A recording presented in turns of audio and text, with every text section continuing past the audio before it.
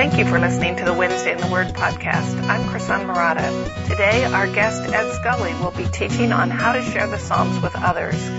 For more talks on the Psalms, please visit our website, which is WednesdayInTheWord.com. So glad you joined us. Picture this scene for a moment. Crowd of or congregation of Israel coming together, possibly a religious festival or one of the major feasts. The congregation is waiting expectantly for things to begin. They're in the sanctuary. Worship is going to commence soon.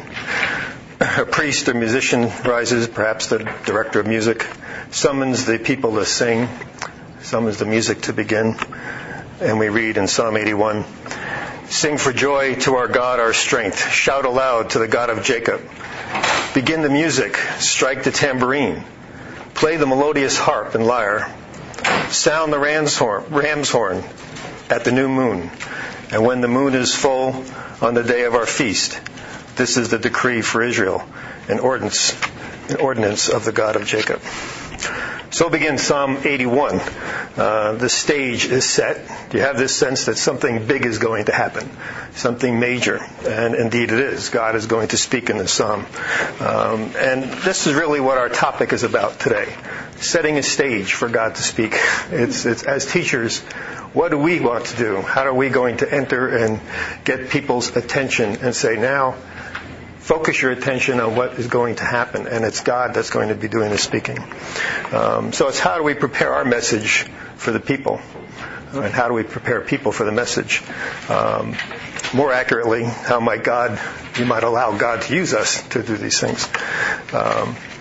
We talked a bit in the past few weeks about our goal as teachers. Just to review, what is our goal as a teacher? What are we really trying to do when we teach Scripture to people? What's our main focus? What's the outcome, the objective? Change lives is one of the biggest things, right? We want to impact people's lives. Okay. We've talked about teaching Psalms, and what are some ways, you might think of specifically, what are some of the ways that we want to change people's lives when it comes to Psalms? When you think about getting to know a Psalm, or preparing to teach a Psalm, or thinking about how a Psalm might impact your life, how does that look? What are some of the things that you would like the people that come to hear leave and then begin doing in their life? What are those things? Obviously, we say generally we want to impact our life, but what is it when it comes to Psalms that we want to impact? What are some of the things we would hope they do?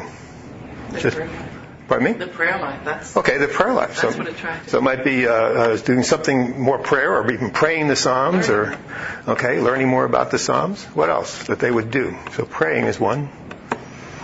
What else would you do with the Psalms? What else? Seek God's priorities in life. Okay, seek God's priorities in life, so that they're going to be reoriented in their thinking. How about just see God? Okay. And that's what see God, learn more things, yeah. Right? And then it's hard sometimes to think about the specifics of what you want someone to do. And what helps is as you go through the process with a Psalm, you're going to come to a point where you're going to realize this changed me in some way. And if it changed you in some way, it had to do more than just change your thinking. There's something that's going on that's different. Or you really haven't changed, just you have an intellectual learning or knowledge, that's all that you gained. When we look at the Scripture, really, we have the text and we have life. We keep talking about this is our purpose, and we've spent most of our time over here so far. Okay?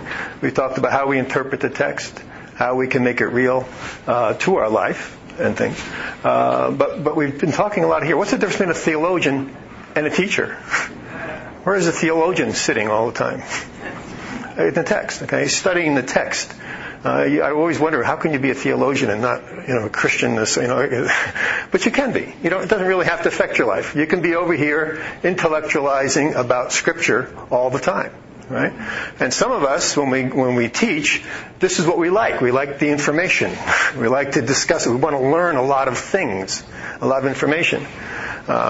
When David did his first talk, he gave 4 purposes of the Psalms. I just want to read those. 4 purposes. Where do they fall? Relate honestly toward God. Evoke an emotion. Make us participants in the story. It's a guide to worship. The importance of reflection and meditation. Is it here? It's over here. So we talk about, here's our purposes, here's our goals, here's what we want to do, right? But often we come and this is what we're really looking for, or this is what we want to spend a lot of our time doing. So we have to reorient. We have to think, okay, we keep saying we want to impact lives, we want to change. Information alone won't do it. We know that because you can be a theologian and may not impact your life at all. So we have to look at what it is that can impact a life and how that works itself out. I think when we think of Psalms in particular, we might think of things like prayer, which was mentioned. With the Psalms, what else would we want them to do with the Psalms? Pray. Praise, okay. Prayer and praise, that could be part of prayer, right? In other words, we want them to pray the Psalms. What else do we want to do? We want them to read them, right? We hope maybe they'll read them more, okay? Or study them. Meditate. These are some of the actions we're hoping that's going to be very specific in their life now. After teaching and talking about the Psalms, that they'll use the Psalms for their prayer life. They'll read the Psalms more. They'll meditate. Something we do in church. Service and at home maybe. We sing some of the Psalms, don't we? We get them, put them to music and sing. These are things we're doing, and these things impact our lives when we do them. And the basic thing we want to do here, you have your text and you have your life. The teacher's job is to connect these two. Okay? Somehow you're going to translate the meaning of the text into life. Okay? Somehow you need to prepare people and help them see their need for the text. And it goes back and forth. And so this is basically what we want to happen in teaching. We want to impact a life, and that we want the text to do that, which means we can't just have a theological discussion without consciously thinking about how we can bridge this to people's life. All right. Now, I know we're right now preparing for Wednesday in the Word. There's kind of a 45-minute talk and then groups, and we can easily fall into that thing of, well, the first 45 minutes is this, and then the next 15 minutes or half an hour of the group discussion is over here. And that way I can get up and do all the great information, and I'll leave it up to everyone else to do this aspect of it. Okay? And I think that can be a fallacy in their thinking, because we're not consciously then trying to connect the text to life. This is something that's going to happen if we talk about, giving background information. We talk about the main part of your lesson. Maybe we talk about summary or closure, whatever you do at the end. Each one of these things you need to be connecting. Some people say, I'll give my information at the end. I'll tack in 5 minutes of application. Okay? It doesn't sound like the purpose is to impact your life. It doesn't sound like that. It sounds like your purpose is to give information, and you hope somehow they take on the task of impacting life. So it's not so much the teacher's going to do it, but the individual will do it on their own. And we leave it all up to them. Okay? So what we want to do is talk about how can we get people's lives and text connected. And one of the biggest things that we'll talk about over and over again is think about how it's changed you, and share that, and then get them to experience that change. And also ask yourself, what is it that I want them to do? And are you doing that in your teaching? Okay? In other words, you're practicing it. You're doing it with them. What we want to do today really is focus on how to do just this. It's really great to have someone come up at the end of a lesson, if you're teaching a lesson, for them to come up and say, that was really interesting. That was great. Thanks. I enjoyed listening. But it's far better, and if you've taught for a while, you may have had this experience, but it's far better when someone comes up and says, because of something you said, I read this more, or I do this more in my life, or now I do this. And when as a teacher you hear those kinds of feedback, you go, wow. That's really a compliment if you're thinking in terms of a compliment. But that's really what your goal is. because of what you said, now I'm doing this. So when you evaluate your lessons, you want to look at, okay, has there been a life impacted? Are we just leaving it up to them or the group leaders to deal with that? Or are you as the teacher doing that when you teach? So in order to understand, there's really three things we have to do. We have to understand how we engage a person in the text so they can do some of these things in the context of a lesson. We have to know something about the learner. Who is this person? How do they think? And of course, we need some sort of format or how we put it all together. And those are really the three things we want to address today. Let's look first at how we actively engage people. And with that, I'd like to come back to Psalm 81, which I read at the beginning of. You don't need to look at it right now. We'll look at it in a minute. But one of the things we want to do and talk about, and I have to say, I'm going to try to go quickly through this because a few years back we did a 6-week thing on this, and we didn't have a specific content like Psalms, which of course adds some nice content to work with. So I've been doing nothing but trying to pare down. I've got 3 major things to go through, all of which would be really one day's thing. So we'll kind of hit some of these. We're going to try to spend enough time on it to get a good sense and then move on. But let's think of this psalm for a moment and think of meditation in particular. If I'm talking and you're sitting there listening, are you engaged? Well, you might be. Okay? You might be actively thinking about, pondering, processing the information. Or you might not be. Your mind might be wandering, or you might be thinking about something else or what you're going to be doing later. How can you as a teacher ensure that people are engaged? And that, in other words, how can you actively get them involved? And one of those things comes back to what do we want them to do in their life? Can we do this in our lesson? So let's say we introduce this particular psalm. Maybe we introduce it the same way I did. We just simply opened up and just didn't know who knows where we are, but we just got this scene. And then we just say, let's meditate on this. Let's take us through a meditation. And we just basically ask you to sit and close your eyes. Just go ahead and take a minute, close your eyes. You don't have to bow your head if you want. You can even face your head up towards heaven. But either way, you're going to just simply relax for a moment. And then picture this scene. Picture this scene. You're there. Okay? And let's do this for a moment. Okay? Let's close our eyes and picture the scene of being in the big congregation, the great congregation of Israel. All the people around you, brushing up against you. They're excited. Things are coming. We're leading up to a moment. And a great hush comes over the crowd. And you're in that crowd.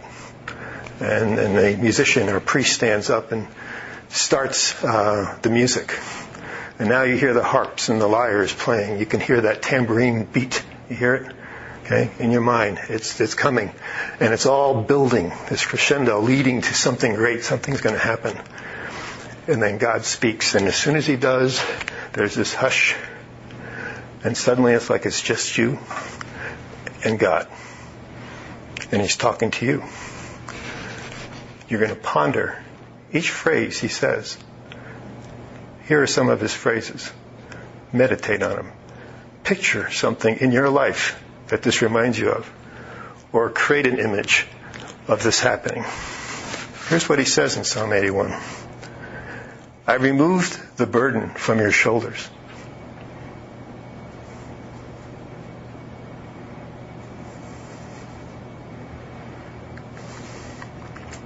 Your hands were set free.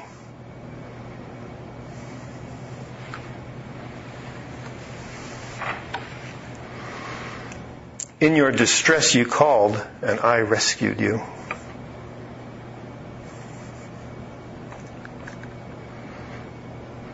I answered you.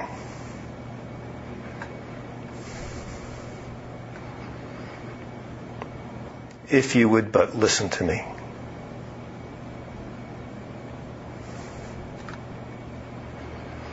You shall have no other gods in your life.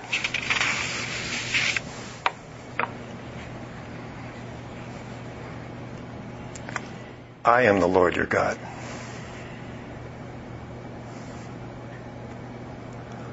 Open wide your mouth, and I will fill it.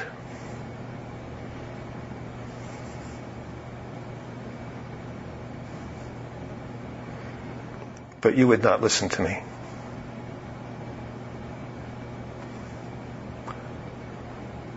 Oh, if you would just listen to me.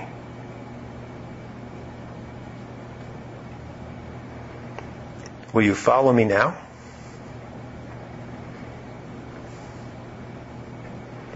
If you will, I will break through the obstacles in your life.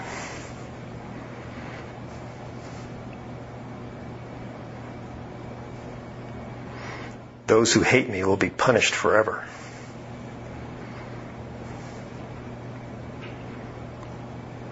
But you, I will satisfy with a feast.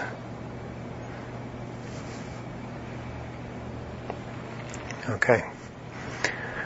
What were some of your images? What happened emotionally to you through that experience?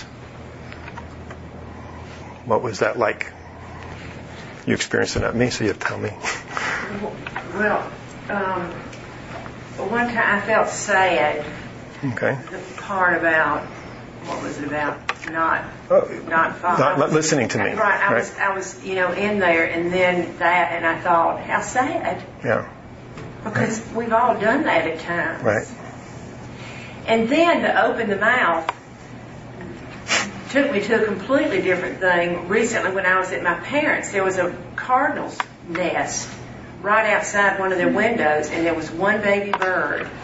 And we watched as the mother would come, and the baby had the mouth open and would start making a noise even before the mother got there. Mm-hmm. And I thought, if that baby didn't open its mouth, it would have died, because it wouldn't have received what the mother was bringing.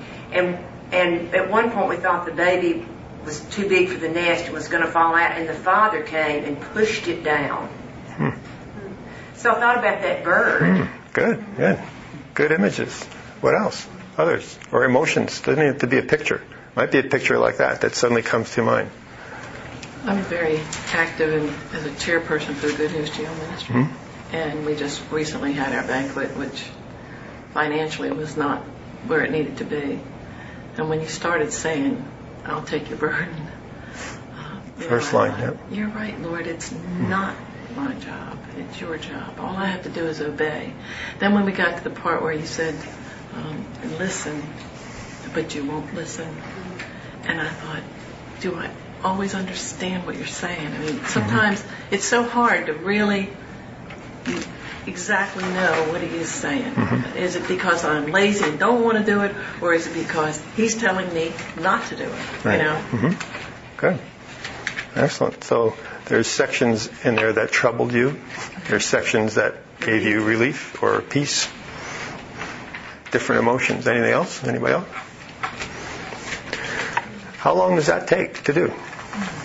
Not long at all. Is everybody engaged?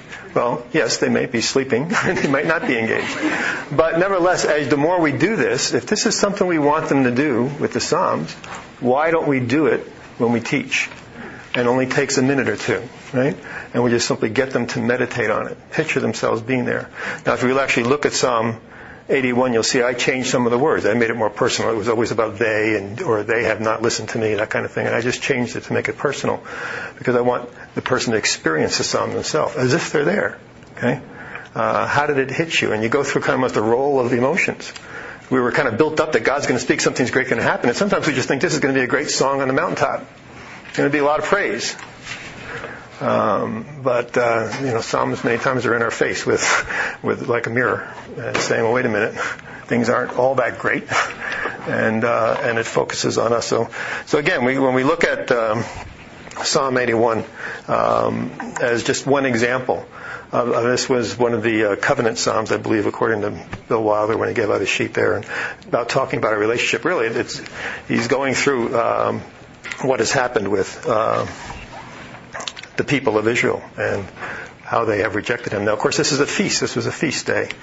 And it ends, the very last line of the psalm is, I'll satisfy you for the feast. Actually, it talks about honey and bread and all this kind of thing. So it kind of brings us back to that same concept of the feast where we started, this celebration. But that's one technique, one way of engaging. Let's look at a couple others. that we might have. Now, meditating, just doing it in class, right? Obviously, we want them to read the Psalms, and it's been mentioned before, reading different translations. Another suggestion is to, Eugene Peterson has this book just called Psalms, and I guess as he's talked to people and asked them to meditate or pray the Psalms, people would come back and say, well, the language is too hard, it's almost a blockage. So he kind of rewrote the Psalms in modern day language. Let me read you 81, just since that's one we just talked about, and how he's, how it comes across here. Psalm 81. A song to our strong God, a shout to the God of Jacob, anthems from the choir, music from the band, sweet sounds from lute and harp, trumpets and trombones and horns. It's festival day, a feast to God, a day decreed by God, solemnly ordered by the God of Jacob. He commanded Joseph to keep this day so we'd never forget what he did in Egypt. I hear this most gentle whisper from one I never guessed would speak to me. I took the world off your shoulders, freed you from a life of hard labor. You called to me in your pain. I got you out of a bad place. I answered you from where the thunder hides. I proved you at Meribah fountain. Listen, dear ones, get this straight. O Israel, don't take this lightly. Don't take up with strange gods. Don't worship the latest in gods. I'm Yahweh, your God, the very God, who rescued you from doom in Egypt, then fed you all you could eat, filled your stomachs.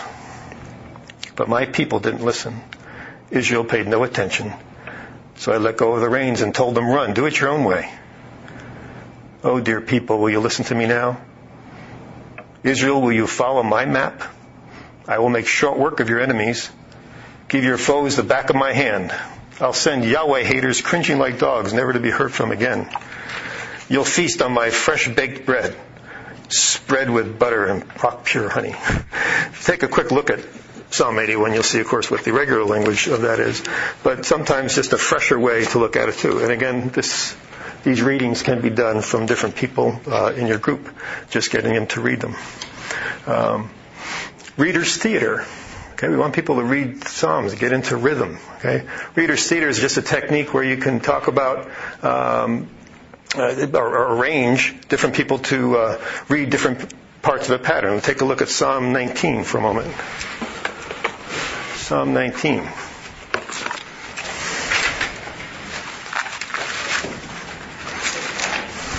Just take a look at verses 7 to 9. Just that short section in Psalm 19, verses 7 to 9, very familiar section.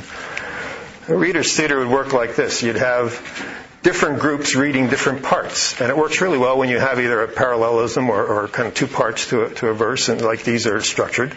And basically, you would have one group read this part out loud, and the other group read the next part. Okay? And kind of alternate, just kind of alternating back and forth. So let's say we just take everyone from, here over, and then everyone from here over.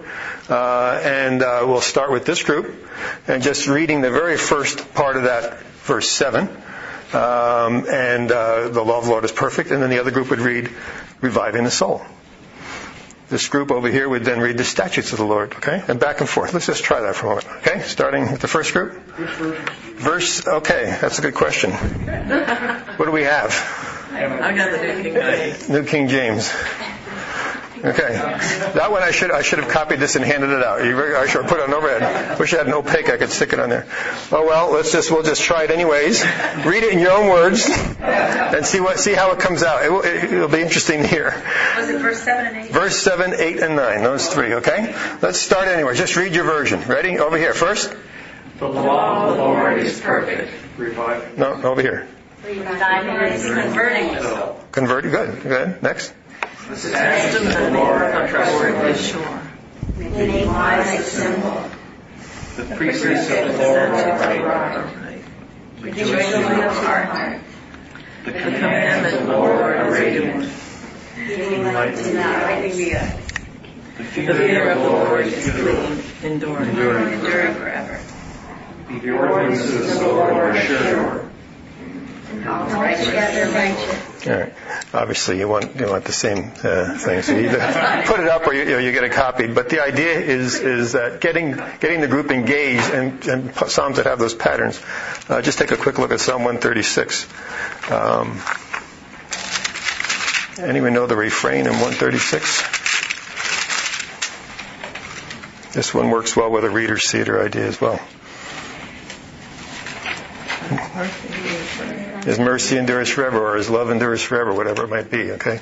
Again, someone reading one section, another group reading the other section, and it kind of resonates more. Okay, rather than just somebody reading the whole thing. So different ways of reading. These psalms can be put to music. Okay, why not sing them?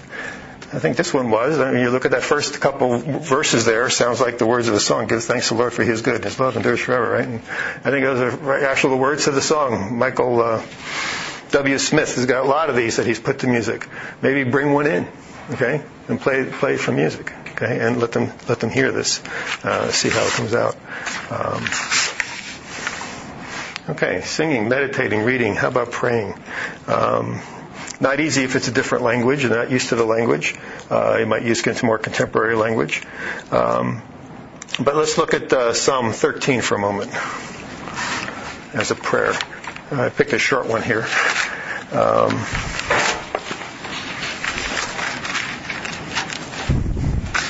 Psalm 13. Oh, thank you. Okay, would someone like to just read that, whatever translation you might have, for everybody to hear?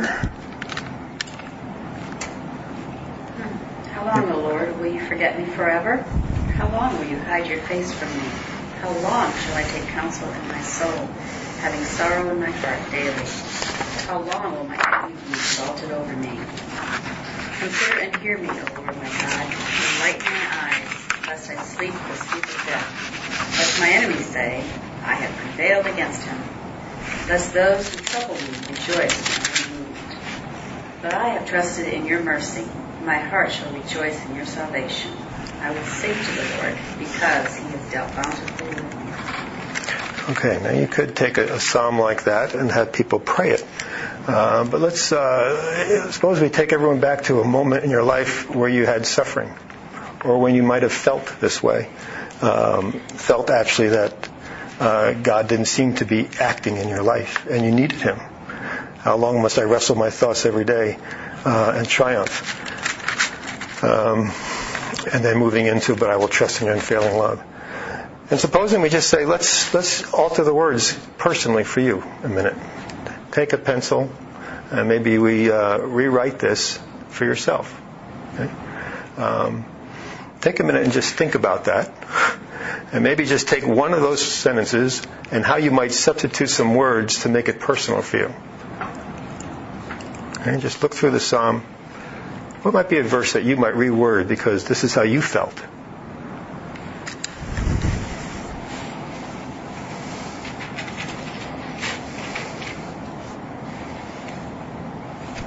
Verse 2 is a good place to do that.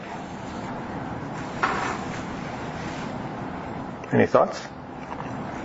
I go back to enlighten my eyes because that's the big question. Okay. The end of verse 3 there. Lest I sleep the sleep of death. In other words, lest I miss what you're trying to tell me is how I'm reading it. Okay. Let's just look at verse 1 and 2 for a moment. How long, O Lord, will you forget me? How long will you hide your face from me? Supposing I said now a personal line, next verse. I've had this disease for months now, and I've received no help from you.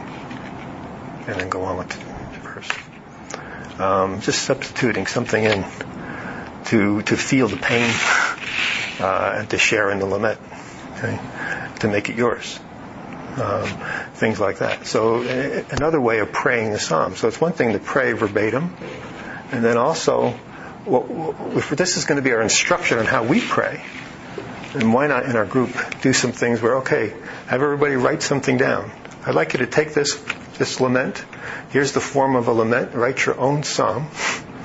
I want a lament, and here's the structure of a lament, or just give them a psalm like this and just say, just change a verse here or two, so it's personal. Maybe then in their small groups, they can share them with each other. But you, as a teacher, is doing this with the group, right? And you're connecting them with the text, okay? You're bringing their life right smack into the middle of the text, and getting them to think and weigh it out, right? So 3 different things. And all I really tried to do myself is think of what have I heard the last few weeks that we want to do with the Psalms. I've heard people talk about meditating on them, reading them, praying them, singing them. So I said, okay, let's think about those. How can we do that in class? What kinds of activities can we create so that we are doing those things here? We're kind of practicing. Because once you do it, then you'll do it at home. Okay, you'll do it in your own private time with God, in your personal study time. Engaging. Okay, that's the first thing. How do we engage the life into the text? How do we draw them in? Okay, identify what it is you want them to do. Now, maybe in your particular psalm that you choose, there's something completely different you want them to do. Okay, it's not these, but it's something that is a real message of the psalm. And maybe it is a new perspective, but it works itself. Try to see how does it work itself out in life. What does it look like if you really have been changed? What's changed? Okay, find something really specific, and then try to bring that into your lesson, so that they're actually experiencing that in one way or another. Having them just simply stop and take a minute to write this down is one very important way to get everybody engaged now. Everybody thinking, everybody applying it. So write down how this might affect you.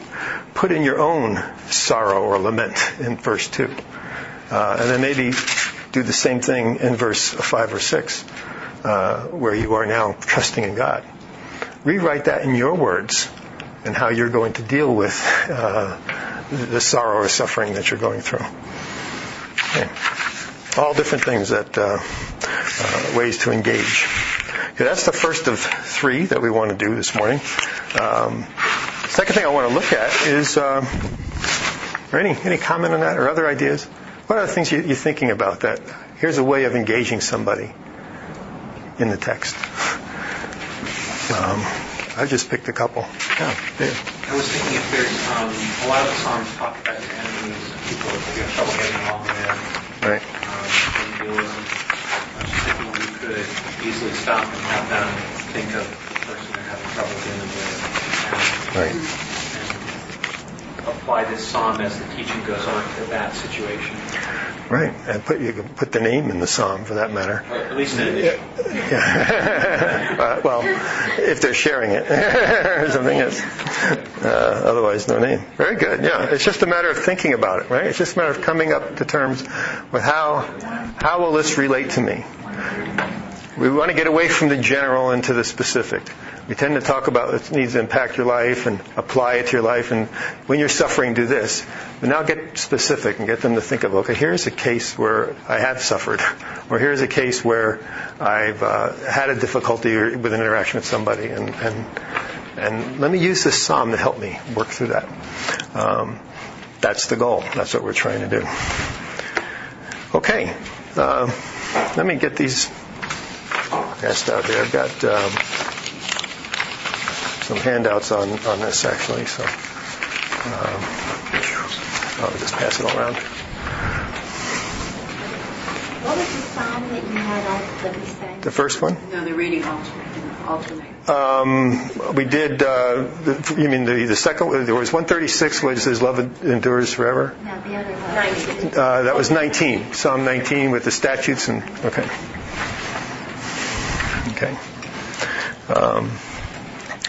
Yeah, on the sheet going around, just in terms of what the 3 things we're looking at here today, how to engage the learner. Think about, are you keeping them actively involved? And secondly, are you doing something in class, which is what you want them to be doing, okay? And just that's how, and get them active. It doesn't take long. It's not going to steal a lot of your meat, right? What it's going to do is it's going to enrich it, okay? And you're going to be making these connections right throughout. If you think of your lesson as chunks, I'm going to do a 10-minute instruction, and then I'm going to tie it into their life. And I'm going to do a 10-minute, and I'm going to do something, some little 2-minute activity that ties it into their life. It gets them thinking, pondering, writing, talking, meditating, whatever it might be. Okay, understanding the learner. There's a lot that can be said here, and what I want to do is just kind of touch in very general on some of these. And some of these will go in a little detail, but in the interest of time, just the idea of keeping these things in mind. Knowing who this person is, what stage of life are they in? Okay? So in your group, you might have people who are single, married, divorced, single parent, not a parent, empty nester parent, any number of scenarios, okay? And thinking about that when you want to make your connections. So when you're saying we're going to pray a psalm, okay, if you're aware that your group has got certain, whatever their needs are, whatever it might be, their situations, suggest some of those, prompt some of those, okay? So maybe we integrate where they are in their stage of life into this and being aware of what the issues are at that point. Stages of faith, I'd just like to touch on very briefly. There's some interesting literature on this that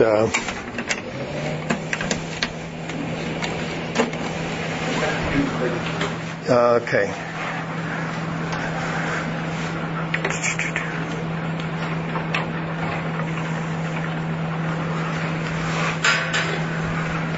How do I get this to go up a little?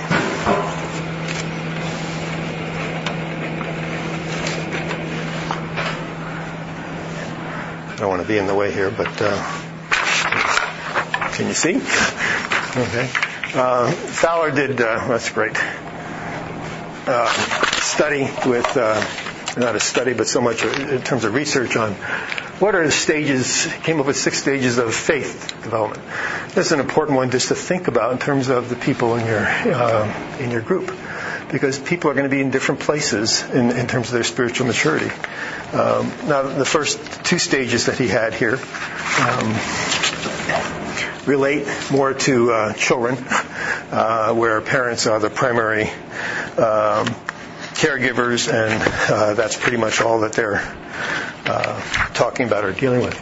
But when we get to page 3, or number 3, the 3rd stage, this is identification with a particular denomination. And it's often, for instance, children that grew up in a particular church. They think a particular way with that particular denominational creed, or associate with a particular seminary or a particular doctrine. Obviously, our church does. All churches do. Okay, but this would be that kind of blind kind of okay, well, I go here. This is what we believe. That's all there is to it, kind of a thing, and just accepting that. So it's a stage where now they've gone from whatever my parents tell me. It kind of dictates my faith, to now the church is giving me instruction. The church is helping me, and if I have a question, I want the pastor to tell me what I should believe, okay, about this. And that would be this stage here, the particular denomination area. At stage 4 is where it kind of becomes their own. Now, in order for it to become their own, someone has to question where they are. And this is what gets hard for us, okay, as teachers, especially when we're coming from one particular perspective. Because in one sense, to get them to grow, we have to encourage them to think outside our one way of thinking. And it's important to question some of the actual tenets, the points, because we want them to grow and think about these. And then it has to come to where they choose it. I mean, it's just like anything else in life. As a parent, we can tell each other, well, this is what I want you to do, so I want you to do. And in some ways, we wish we could just kind of control them, and they would just do everything we say, right? But there comes a point where they just have to kind of find out from themselves. And then when they do, it becomes their own. Okay? So there's this aspect of faith growth where people actually become, faith becomes their own at this level.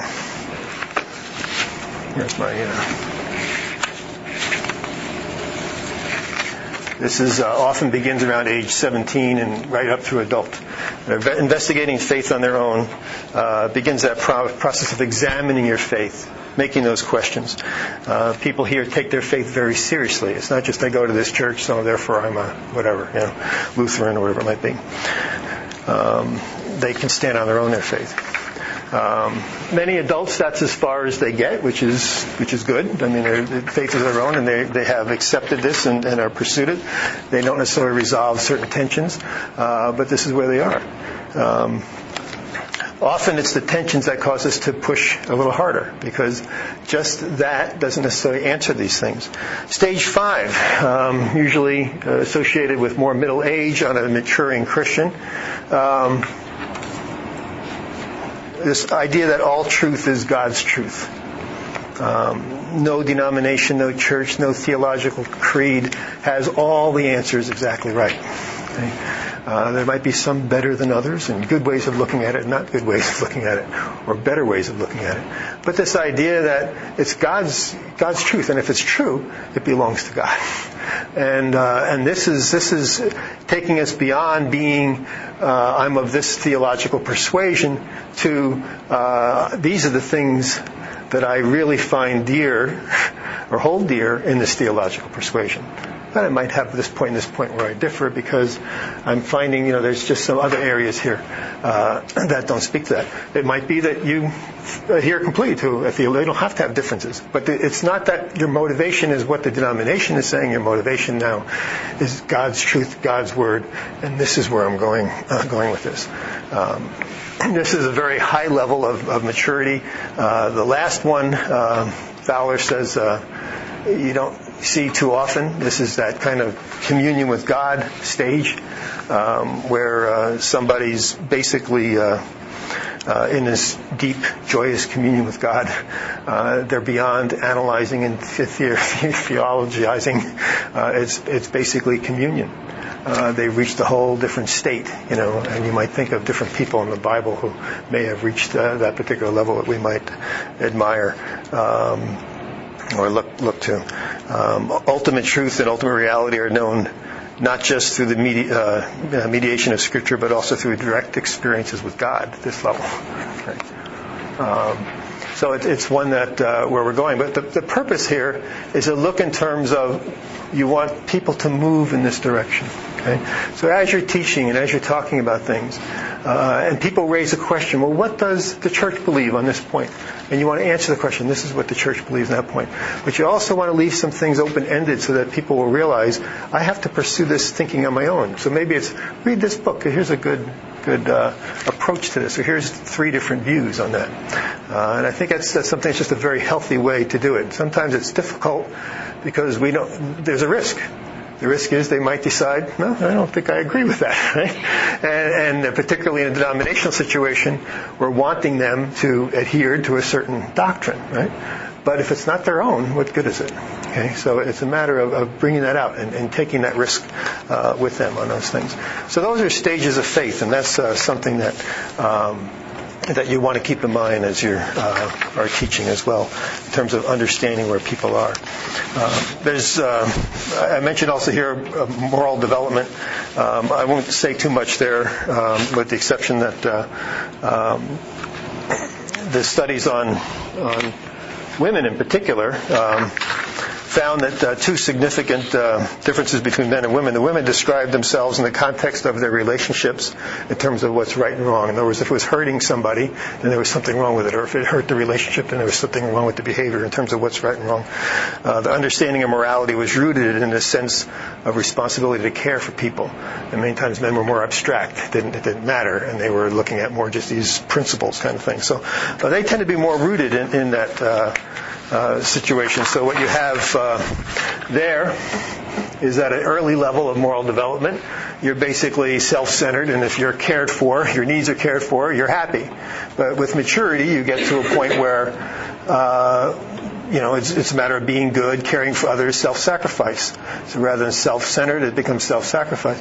And then, of course, as time goes on, this doesn't hold up because you start getting resentment maybe that you're sacrificing and no one else is, or you're good, but you feel guilty that you're not good enough. And basically to resolve this tension, you grow. And so usually growth occurs when we resolve tension, whether it's a growth in our faith or growth morally speaking, to where we have some general principles, whether it be honesty with each other. So for women many times it's dealing with relationships, honesty with each other, listening to each other, the interdependence of people and truth. So those things are how we would relate to stages of moral development. Okay.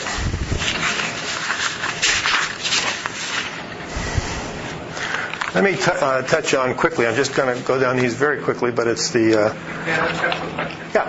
On both this one and the last one, the point of understanding the different stages is to know your audience and to make sure that you're addressing the concerns that your audience would have? Know your audience, know that people are at different levels, okay, at different places. And so when a question, say you're in a situation, a question is raised, many times the question might indicate what kind of answer they're looking for. They may want just a simple, direct answer, tell me what to believe, right? So if that's what it is you'd be able to push that to, well, let's look at different ways of looking at that issue, right? Which might cause some tension or kind of thing. But what you're doing is you're trying to push them to a higher level of thinking, and not just, don't look to me to tell you what to believe. Look to me to maybe give you direction on things, areas to examine. So it's a matter of being aware that there are different levels, and that whatever your particular level isn't necessarily where everyone else is. They could be further along or not as far. So certainly this would make a difference if you're teaching a sixth grade Bible study versus a youth group.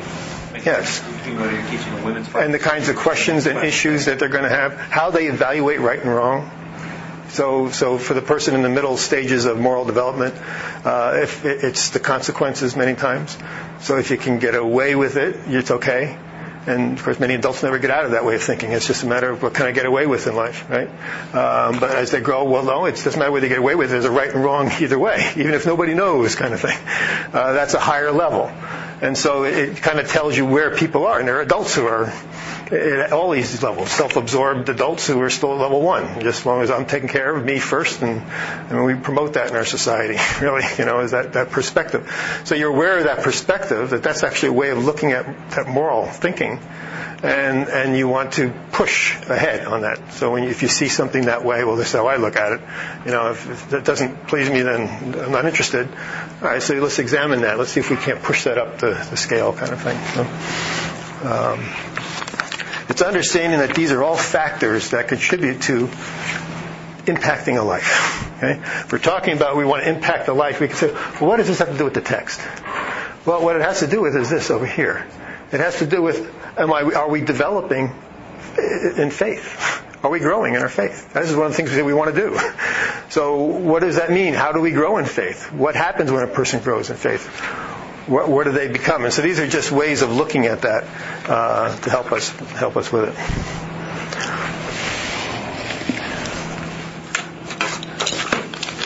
Let me get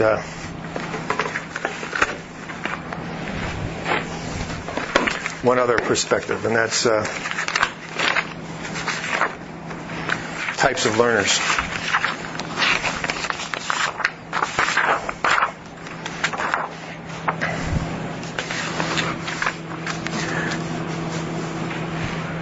And I have these 4 learning styles. They're also important to think about because when we talk about people and their learning, people approach learning differently. They just learn differently. You kind of have these 4 different categories, very general, right? But basically, you've got to be careful. You're not addressing only one of these types of learners. Generally, people will fall into one of these 4 categories. The first type of learner is what we call this answerer. The answerer likes the traditional lecture approach. The answer is most teachers, at least school teachers, favorite students because they just want more. They take notes. They take it in. They learn well by lecture, so by listening and recording and reading and processing and doing whatever they're supposed to do, the assignments kind of a thing. Very, very strong learner. Many of the times these are the ones who come to our classes because our classes often are just presenting information. So we attract this type of learner. Some people, we had this discussion a couple of years ago, and we had the comment, well, at Trinity, we're a more intellectual, university-oriented church. I think we're just got more of these people, but it's not true. I tell you, first of all, a lot of the answers are married to dancers or very related. And one of them's coming with the other, and they're totally not interested and don't like the class. And they go, "Oh, I like that. Was that great?" "No, I didn't like it at all." And we've got them all here, and it's just a matter of who's coming or who's getting anything out of it. So your traditional lecture, maybe you're hitting 25% of your people. If you get up and basically present in a lecture, you're not making those connections. The dancer, most of your dropouts in school are dancers. These are people that learn by doing. They learn by doing. They're spontaneous. They're impulsive often. They need hands-on things, right? The dancer is a good one to role play. Can you role play a psalm? Of course you can. A lot of these psalms, some of them are abstract. A lot of them, it's really, sure, you can role play a lament. You can role play this whole 181 that we were doing in terms of the music going. And in a sense, the meditation is almost a role play. It's an internal role play. But the dancers need to do something. They're the ones you want to get out of their seat somehow, get them engaged. We don't attract a lot of dancers to our classes. Right? It's just they're not getting anything out of it, and they're bored. They can't attend to what's being said, and they're not there. Relators prefer the discussion. They like a good discussion in the class. They learn more by hearing different ideas and putting them together. They're concerned with harmony. They're concerned with personal interactions, and that relating is how they learn best.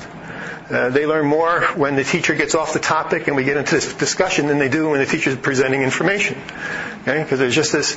So in one sense, for the relator, you want to get off the topic. When someone raises an issue and a question and it's a little off topic, so what? Get into it.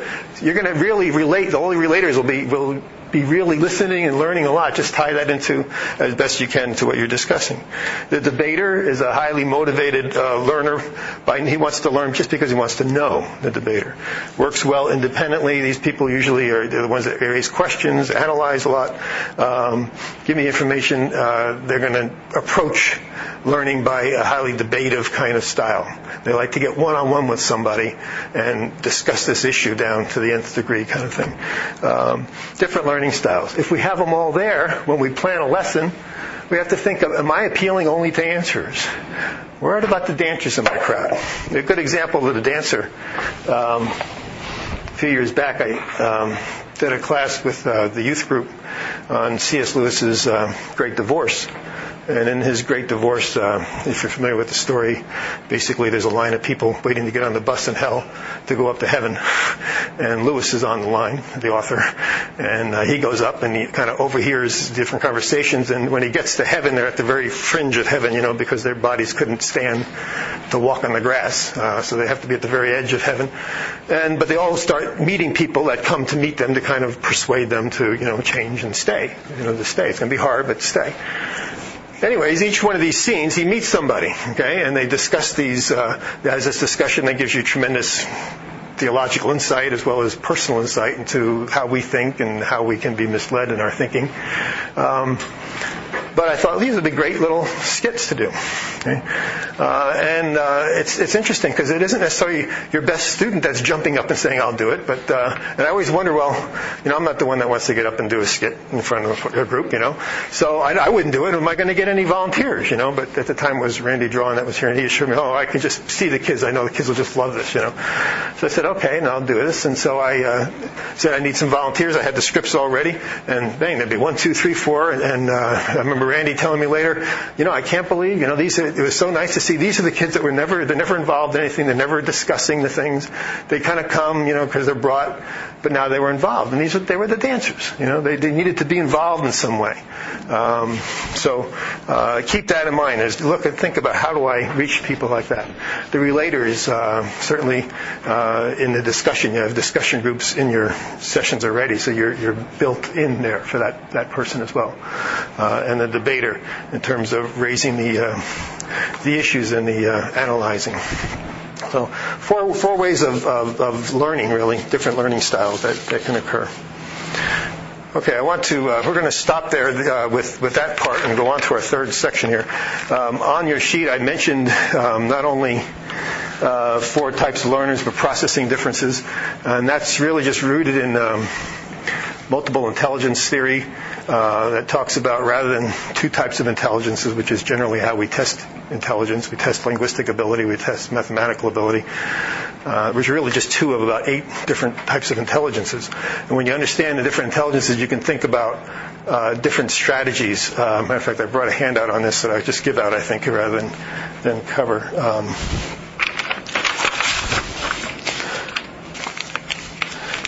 And this sort of thing is very helpful. Let me just pass this around. I'll put a few there. Let me get one. It's very helpful in planning a lesson as well, because not only do you have answers, dancers, debaters, and relators, but you've got some people who are gifted linguistically. You have other people who are gifted mathematically or logically. Some that are very spatial, some bodily kinesthetic. These are just simply techniques or strategies you can do that appeal to these people. So did everyone get one? Did you get one? Here's one. Okay. For instance, linguistic. To appeal to the linguistics, storytelling, brainstorming, journal writing. So you could have them journal about the psalm that they read, okay? This would appeal to this person. They would like to do that kind of a thing. They would be good at it, and they would process information well. The logical, mathematical, calculation, quantifications. Maybe they count the meter, or they count the rhythm. They would be interested maybe in the structure of the psalms. Classifications and categorizations. They would like they would appeal to this whole immense, these different categories, these different structures. The Socratic questioning would be a technique, again, to use for them. Spatial learners, and not lay learners. I shouldn't say spatial learners. These are processors. This is how we process information well. So you're gifted spatially. For instance, if you're an artist, you just have this gifted spatial view of things, and that might be never measured on an intelligence test. But the research is now showing more and more that these are actually just as bona fide measures of intelligence as a linguistic measure might be. Bodily kinesthetic intelligence, your gifted athletes, you might think of, for instance. Dancers.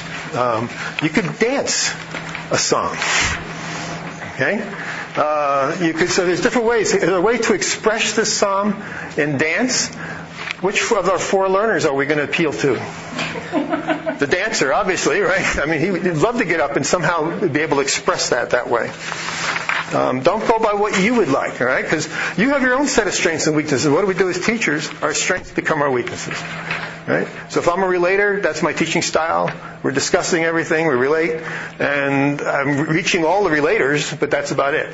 If I'm an answerer, I get up there and I like to give out the information because it's how I love it. I just want more information, the better. And I like to dish it out. And if I was a student in my class, I'd be eating it up. And all the answers are loving you. Right? But in terms of, think about it, you could be your greatest weakness too. Okay? Because you tend to rely too much on that particular area. So look at these other interpersonal intelligences, people who are very good, obviously, with relationships. So peer sharing, cooperative projects, simulations. Intrapersonal is more within yourself. So this is someone who ponders on their own. They like to take the walk by themselves. They'd rather go by themselves. The person that maybe when they're going through a lament or a grief would rather be alone. And the interpersonal person doesn't understand. He says, we can't be alone in this situation. We have to make sure there's always somebody with him. I remember going through that experience myself at times, and it was actually when my mom died. It was like I was never left alone, and it was because the people were cared, and sometimes I just wanted to be alone, but they don't let them be alone in there, if you're going in, and it was very hard in one sense because relators were or intrapersonal people were thinking, hey, I would never want to be alone, so I got to make sure I'm with this person. They don't understand this. I said, well, no, I really would just like to be alone, and I can process what's going on better. The naturalist is this kind of nature-gifted person. So anytime you deal with Psalms of creation, think of things you might do for the naturalist.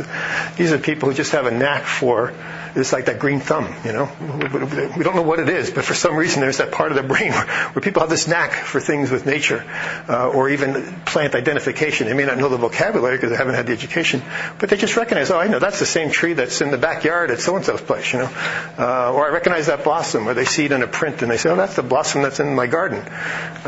There's just all this common things, but these are techniques to use. So when you're teaching, you look at this, say, okay, I got all this different kinds of intelligence in my room. I could tap from this, So you kind of want to try to do different things here, okay? So basically, when in terms of doing your lesson. Okay, lastly, flip over to the back sheet there. One of the main things is the lesson format itself. There is no one lesson format you should have. I'm not saying this is the lesson format you should do. I wonder where the rest of my notes are. Had an overhead for this. I had them all.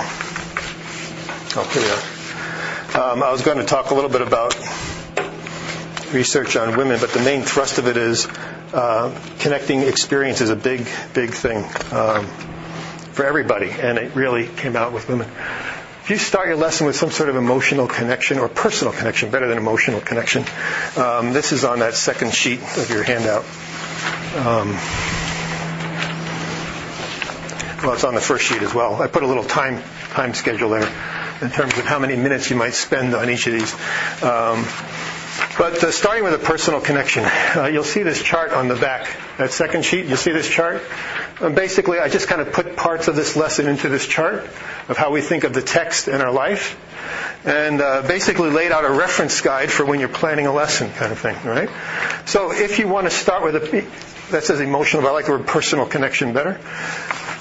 You're starting right in experience, okay? You're doing something that's saying to them, have you ever, okay? For instance, different ways to start. You're prompting them to relate with the text. Right away, we're starting right here. First thing, this is the most important, we should be starting right here. So your initial thing is prompt them with some sort of personal connection. It could be a rhetorical question. Have you ever felt that God left you alone? You ever felt that way? All right. That could be an introduction to maybe a limit that you're going to be studying. Have you ever wanted to get back at somebody? Have you ever felt guilty about wanting to get back? Those are rhetorical questions that you could ask. And just simply prompt. Give them some time to think about that. Maybe you give them a piece of paper and let them jot some things down, some thoughts down, just for their own purpose. But you're getting them actively engaged, and you're getting them to think. And start off with a personal connection. So your knowledge of the psalm, you know what you really want them to get out of this. So you generate, what is it, that personal prompt I can give them right here? How can I get them to connect personally with this? It could be an interesting thought you just provide. It could be something you share with them. It could be a challenge, an inspiration. You might begin Psalm 81 with just simply put them in that environment, and here's the music playing, and it's all beginning, and something big is going to happen, and we're going to find out what it is. We just kind of get them all keyed up for it. It could be a brief story you're sharing about yourself when you study the Psalm. We're studying and just you're sharing that with them, but you're somehow getting that personal connection. It could be something they write down 3 experiences you've had where this happened. But you start there. And once you start there, you now have meaning to go here. Okay? This is your springboard to get over to the text side. All right?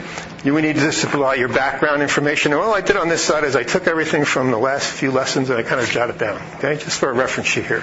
So it's kind of like your lesson thing. So your background. You want to start. Now up here, of course, I've got review. So if you're teaching 3 or 4 lessons in a row, you want to always do a review that's tying it together so we know where your thing fits in the whole. A lot of you are doing a one-time psalm, so the review wouldn't necessarily be part of what you're doing, just coming up for a one-time. But if you are, then you certainly want to do the review. So then you get into background. This is where you want to fill in the historical background, cultural context, find out what they know. So when you do this, use questions, right? You ask, what do we know about the feasts, if we're doing Psalm 81, okay? What do we know about that? And just get them talking about what they know, get the input, and then you fill in the gaps, okay? This is where you might talk about the category of your psalm or the structure, the poetic structure of your psalm. You're not spending a lot of time here. This is just 5 minutes, maybe 10 minutes, if there's a lot of information to do. You want to also let them know where you're going with this, right? But the main part of your lesson is here. And of course, here's all the points that we've discussed or has been discussed over a while. Looking to the structure, raise questions. Right? David did that a few times with Psalms. Remember, he underlined certain phrases that were common. And then let's look at the structure. Why is this verse here? Why is that different? Related to other Psalms in the genre that's helpful for interpretation. So you don't necessarily do that all the time. But if it's helpful, then you might bring that in your lesson. Examine Old Testament, New Testament references. I think Bill Weiler gave out a good sheet on that. Excellent sheet on that to help with that. Note the internal unity of the psalm. So that's where you're saying, well, why did the psalm begin with a feast and end with a feast? Why did it begin with this but end with that? It's like that one, Psalm 137, begins with one thing and ends with babies, which I wanted to use that one as a model today, but we're not going to get to it. But we have what is the change in this pattern? So that's all there. Okay, how does this fit with the broad message of Scripture, which basically can be summed up usually in gospel and kingdom? The message either is about the gospel or it's about God's kingdom on earth. So one of those two. And what does it tell us about the character of God? So those are all things that came up. But look on the other side. This is more where I want your attention here because this is what we're focusing on. Share your personal struggles, your questions through the process that you had when you studied this passage. Ask questions throughout. That engages people. Just keep asking questions. Why this? Why that? They don't have to answer. They could just be questions for them to think. But give them time to think. Ask questions throughout. Provide illustrations from your own experience. Right? Solicit illustrations from them. Okay? Engage everyone throughout. So alternating modalities is kind of, am I talking the whole time? Well, then don't talk the whole time. Get them to write, get them to read, get them to act out. Get this whole just changing. Take a look at that multiple intelligence thing and just do different kinds of things in your group. Mix application with activities instruction. Relate to the different stages of life in the group. We kind of talked about that, where people are. Encourage high levels of faith, moral development. So you want to boost that. You want to encourage that. Okay. Do in class what you want them to do at home. Right. Read it, pray it, meditate it, sing it, personalize it, write about it, journal about it, whatever it is. Do it in your session, and you'll get them doing it at home. Finally, the summary at the end. You always need to allow a little time for closure. And you want to tie into your key broad themes again of your study. Okay, what have we learned? Maybe you assign something, but try to make it a spiritual application. Try avoid moralizing in your conclusion. So we should all be doing this, kind of thing. Promise you'll do this, but you do want to purpose something in their heart, as it says on the right side. Come back to your initial question. So when you made that personal connection in the very beginning, at the very end, come back to that. Okay, so come back to that and say, okay, remember when I asked you, did you ever experience this? Now, what has the Psalm taught us about that? How would you now answer that question of your own? Get them to reflect on that. Reflect on the meaning of the Psalm in your life, the purpose in your heart. Okay, I think that pretty well does our time. But it would be fun as you take this Psalm, just kind of go through here in terms of preparing your lesson. You don't have to do all this. This is just kind of a general guide of things to cover, techniques to use, and how you might apply them as teaching your lesson. Okay. Well, we close in prayer then?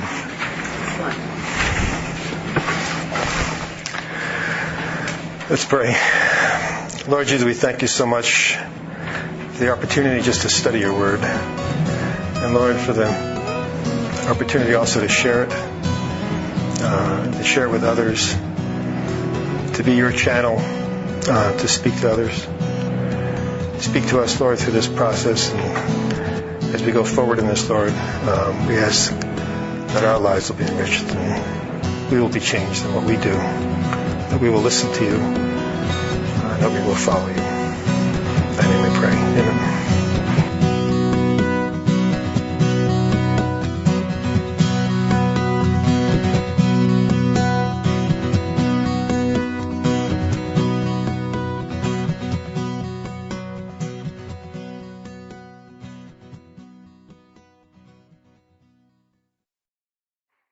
Before you go, if you're looking to improve your Bible study this summer, sign up for my Bible Study Boot Camp.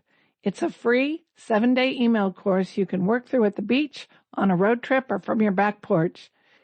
Each day, one short lesson shows up in your inbox and walks you through a simple method for studying any passage of Scripture yourself. 7 days and you'll have a skill you can use for the rest of your life.